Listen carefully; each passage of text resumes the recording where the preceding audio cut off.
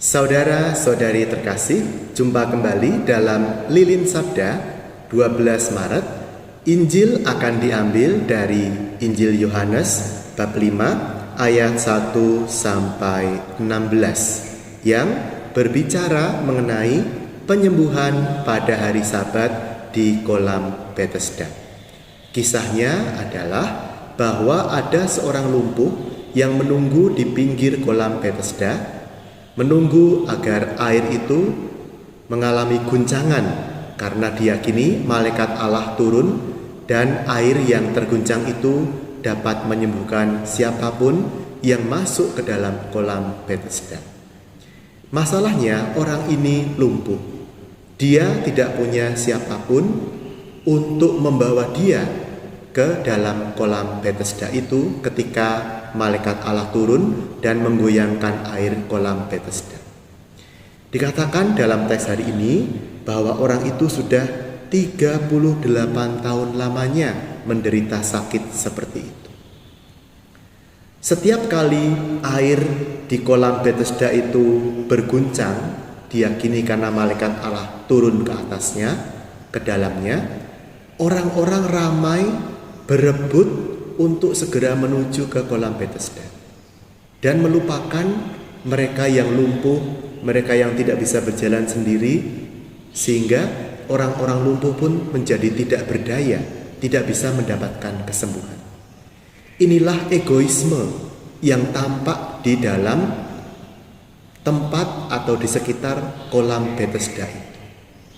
Nah, Yesus datang membawa perhatian personal kepada si lumpuh yang menantikan kesembuhan selama berpuluh-puluh tahun ini. Jadi, ketika semua orang sibuk dengan urusannya sendiri, bahkan di hari Sabat, hari yang seharusnya orang tidak boleh melakukan kegiatan yang berat, termasuk berjalan atau sampai berlari, mengusung dan sebagainya, Yesus datang membawa perhatian penuh kasih kepada si lumpuh ini. Tetapi menariknya, Yesus tidak lalu membawa si lumpuh ini dengan tilamnya atau menyuruh orang untuk membawa si lumpuh ini beserta tilamnya ke dalam kolam Bethesda. Tidak. Yesus mengatakan apa? Bangunlah, angkatlah tilammu dan berjalanlah. Dan pada saat itu juga sembuhlah orang itu dan ia mengangkat tilamnya dan berjalan. Jadi Yesus tidak mau masuk ke dalam logika persaingan orang-orang untuk menyembuhkan diri di kolam Bethesda itu. Yesus menawarkan kesembuhan. Yesus menawarkan perhatian pribadi yang penuh kasih, dialog dari hati ke hati yang penuh kasih.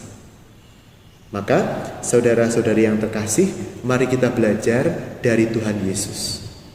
Tuhan Yesus hadir menyembuhkan kita dari luka-luka yang kita alami, antara lain karena kita kalah bersaing atau karena kita sibuk menyingkirkan orang lain untuk kepentingan kita.